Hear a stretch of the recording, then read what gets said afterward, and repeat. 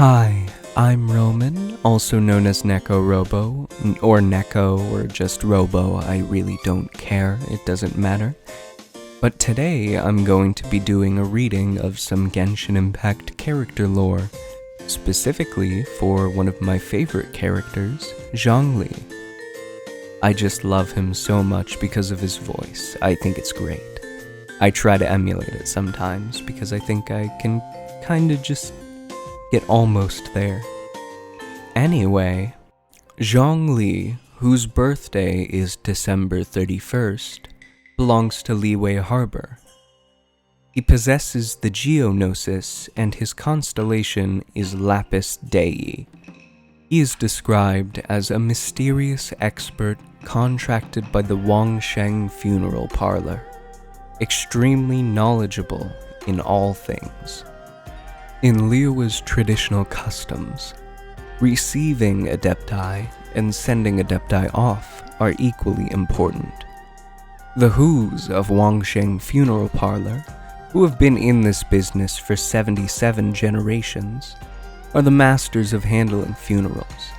However, Hu Tao, the current owner of Wangsheng Funeral Parlor, primarily focuses on the art of sending mortals on their way. For the various ceremonies for sending adepti off, Hu Tao usually employs the help of a friend in more or less the same business. That person's name is Zhongli. The adepti have been with Liyue for millennia, but only a handful have ascended in the past 3,000 years, which means that everything regarding the traditions now only exists in texts. This is not something one would likely witness twice in their entire lifetime.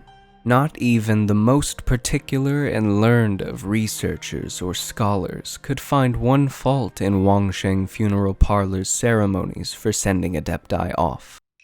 Everything must be perfect, from the costumes, the time, the place, the items, the weather, the scheduled length, the size of the permitted audience, to the stature, profession, and age of said audience. Nothing can be overlooked. When the folk describe Zhongli as living history, the latter usually only smiles and sighs. I just have a good memory. In Liyue, if a person pays great attention to details and has insuperable criteria by which they judge certain matters, then they are called particular. In truth, everyone is particular about something. Some people hate spicy food, others don't eat fish, and some want their tofu served sweet. But as for Zhongli, he is particular about everything. He attends operas performed by only the most celebrated stars, takes only the most luxuriant thrushes out for walks, and he goes into the kitchen personally to instruct the cooks as to the ratio of shrimp and fish required to make the most authentic full moon egg. Zhongli has expertise in all manner of things, from fashion to daily essentials, to fine wines and delicacies, to teas and spices, and to flora and fauna. He is also more than capable of participating in discussions on commerce, politics, and international relations. But on a typical day, all you will glean from him is a few pieces of useless trivia, because he particularly enjoys sharing these fun tidbits with you. When making a purchase, look to haggle. This is a common understanding among the people of Liyue. No matter what high heavens the store owner praises their product to, no matter its ancient history or classical value, prices are always flexible. Half the stated cost is a good place to start. But when Zhongli pays up, or rather, calls for someone else to pay up on his behalf, he never looks at the price tag. As long as it catches his eye, Zhongli will pay as much as the owner asks. Indeed, he will even buy it at a premium sometimes. But for some reason, Zhongli always forgets to bring money. For small purchases, he has friends to help him out, and large bills he somehow finds a way to have written off. To those merchants who secretly pride themselves on their powers of flattery, Zhongli is a man of strange proclivities. In truth, he knows a great deal about the value of money and finance, and he also understands the suffering of the people. However, he seems to not understand that poverty is a part of the human condition. Or perhaps it might be said that he cannot imagine himself being poor. How has such a person not died of hunger yet? There is no way Zhongli can starve. Such concerns as profit and loss are beneath his notice. The 7 nations and the world itself are where his efforts are directed. As for wealth, he is wealth itself. He is Morax, the overlord Rex Lapis who rules Liyue, and the Geo-Archon of the 7 Archons. The very money that circulates through Teyvat, Mora, is named after him. When night falls and bustling Liyue begins to slumber, he will sometimes stand atop the towering mountains and gaze upon this city which he made with his own hands. To the people of Liyue, Rex Lapis has many divine titles. When he laid down Liyue's laws by his divine might, he was the god of contracts. When he minted the first Mora and made Liyue strong by dint of commerce, the merchants revered him as the god of commerce. He has lived through countless years and is the eldest of the 7, and so historians call him the god of history. Thousands of years ago, the forebears of the citizens of Liyue Harbor struck stones together to start fires and used piled stones to create stoves. These blessings, derived from the Geo-element, led the Geo-Archon to gain the title of the god of the stove. People from other lands tend to call him Morax, though the people of Liyue prefer to use the term Rex Lapis. But in the hearts of lovers of opera and children, Morax's on-stage aspect, the all-conquering defender of Liyue, the warrior god, is the most fascinating. The delicacies that Rex Lapis discovered while lost in the streets, the plaques inscribed with his handwriting, a famous opera that he once starred in, playing the part of a warrior. Many stories and tales of Liyue are, when studied closely, stories of people visited by their deity at some point. And the citizens of Liyue are most proud indeed of that history. As the founder of Liyue Harbor, contracts are the most important thing to Morax. From simple monetary exchange and agreements between merchants to the ancient laws that Morax himself laid down, there is no part of city life untouched by contracts. To merchants, contracts are the most important standard by which they hold themselves. Deadlines, invoices, shipping destinations. Only a refined and strict order can sustain vibrant commerce, which is itself the lifeblood of Liyue Harbor. Thus, the Qixing punish violators of such laws unceasingly, not only to uphold the divine rulings of Morax, but also to allow Liyue to maintain its vitality. Through the millennia, every generation of the Liyue Qixing commits to interpreting the law, including subtle amendments to plug loopholes found in the law. Any loopholes that remain undiscovered are seen by the merchants as permissible if unaddressed, and they make killings off such holes until they are discovered and patched up by the Liyue Qixing. Amid this game of cat and mouse, The book that collates such amendments has reached a whopping 279 pages thick. The person currently responsible for maintaining this book, the Tianshuan Ningguang, is secretly and humorously referred to as the Tailor of Liyue, in honor of her speed in patching these laws up, and for her sharpness of eye. But no matter how complicated or tangled mortal laws become, one of these stands above all others in the eyes of Rex Lapis.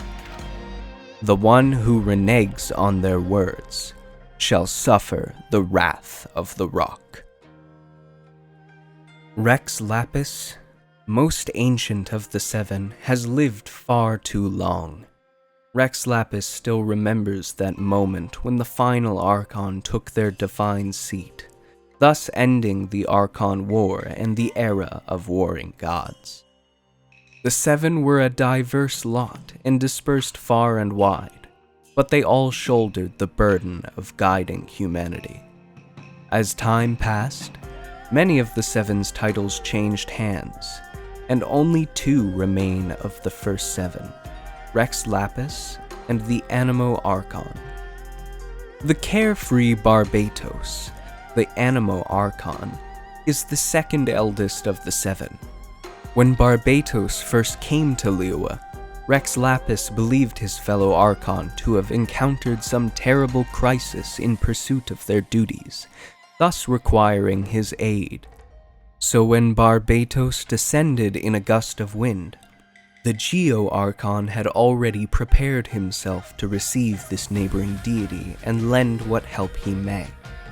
But as he looked, the Animo Archon tossed a wine bottle at him.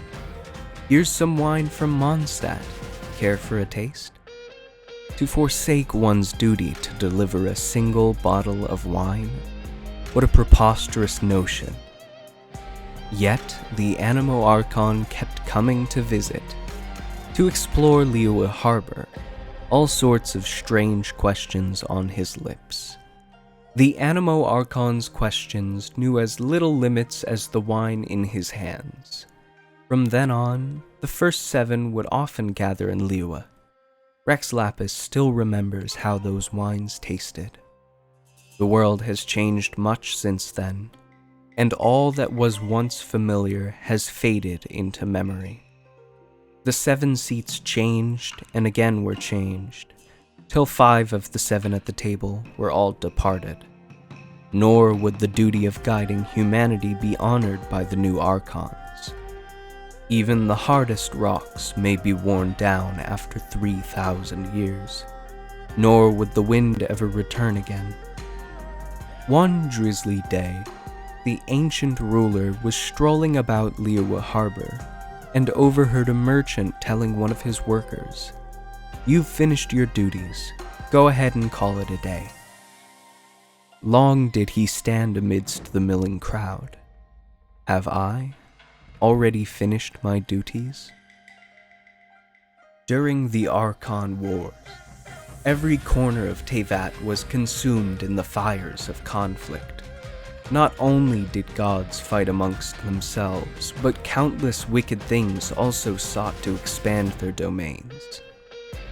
One such type of creature caused no end of woe for the Geo-Archon, long before he took that title with his place among the seven. These foul creatures, straight from the murky depths of the ocean abyss, had a squishy exterior, and possessed agile tentacles that would live on even after being cut off, even secreting some thick and revolting fluid in the process. This alone would have been enough to make them the most monstrous of all creatures, and still it was not the pinnacle of their monstrosity. What made them so truly terrible was their small size, which gave them the ability to duck into unimaginably small nooks and crannies. No space was too narrow for them. Neither the wooden boards of tables and chairs, nor the seams of windows and doors and curtain folds, nor even books and brushes. Many a poor soul had, at least on one occasion, unwittingly outstretched their hand, only to quickly retract it in horror with a blood-curdling scream at the sensation of something cold, clammy, and damp. While one or more of these despicable creatures came crawling up their arm, leaving a shiny trail behind them. At the behest of the people of Liyue, Morax agreed to wipe these creatures out. But these parasites upon civilization could not be destroyed like enemies on a battlefield, by simply summoning a storm of stone spears that would shatter the earth and churn the soil. Still, he was the god of contracts. His word had to be his bond. So he went through the town from house to house with prisons of stone, seizing these creatures one by one and locking them away for good. The long campaign of pest extermination taught Morax the true meaning of a burden lifted. The grueling campaign itself, and the terrible smell of those ocean creatures' secretions, left a lasting impression on the deity. Today, even when he goes out incognito as the mortal man Zhongli, Morax gives those living, squirming seafood products a wide berth. Well, except for dishes where said seafood products have been sliced and diced into oblivion, such as seafood tofu. He'll quite happily eat those. Once the rite of parting, of which Zhongli was both director and star, was over, the Fatui harbinger named Signora appeared before him. By prior contract, she was here to claim the Geo-Archon Morax's Gnosis. Before the traveler and the two Fatui harbingers, Zhongli related the truth that he had established a contract with the Cryo-Archon. In his own words, this was his final contract to end all contracts. Yet, no matter how one looks at it, the loss of his divine ability to defend Liyue was too great a price to pay. Even amongst mortals, the basis of a contract is equivalent exchange, and for the god of contracts, who must have established countless such agreements in their long years of existence, such an important contract must come with its benefits. Now, the Geo-Archon has given away his Gnosis as part of the deal. What, then, must the Cryo-Archon have wagered to balance the scales? Alright, we've reached the end here. But don't worry, I bet I'll be seeing you again soon enough. In fact, if you liked what you heard, go ahead and like the video to let me know that you want to see more of this kind of content. And if you have any suggestions of who I should get to next, go ahead and post it in the comments. And lastly, don't forget to subscribe to the channel and make sure to ring the bell to be informed of when I post new lore videos. Oh, and if you have any suggestions for other content you'd like to see me do, whether it be readings or anything else really, I'm open to suggestions.